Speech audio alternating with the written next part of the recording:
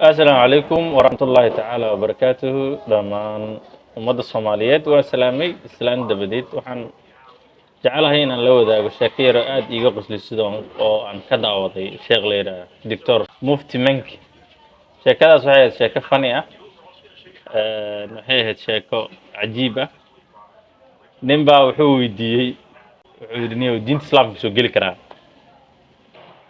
marka wuxuu dhahay haa soo dhow waa soo geli kartaa wuxuu dhahay marka hay maxaa laga rabaa wuxuu dhahay maadaama nin weyn tahay waxyaabaha laga rabo waxa kamid ah in la gudo ayaa loo baahan yahay then wuxuu dhahay hadda nin weyn ahay guditaan ma nagala dhaaf may haddaa islaamtu qasab waayo inaad macnaha loo gudo then ninkii waa yaabay haddii aan islaamo lay gudi waayo oo diido maxaa dhaca diinta iskaga baxa kabar wuxuu yiri haddii aad diin ka baxdo dib ma leh qoorta laga goynaa macnaha marka sheekadaas waa sheeko cajiiba sheekhaas sheekh mufti menk ayaan ka daawado waa sheeko aad u shacab badan. There was a brother who wanted to accept Islam. So he said, "Can I accept Islam?" They said, "Yes." He accepted Islam. They told him, "You need to cut."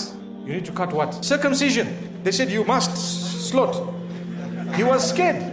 He said, "No, I can't." They said, "No, you have to. We put you. You come.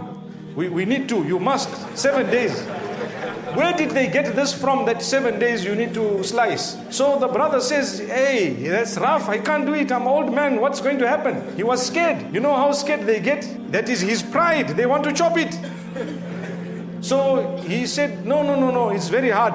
They said, "No, you have to, we will take you by force." He said, "No, then I want to leave Islam." They said, "If you leave, we will chop your head." Never mind that. So he was, what kind of religion is this? I enter, you want to chop. I exit, you want to chop. What do you want? What is it? That shows people are confused. May Allah Almighty make it easy.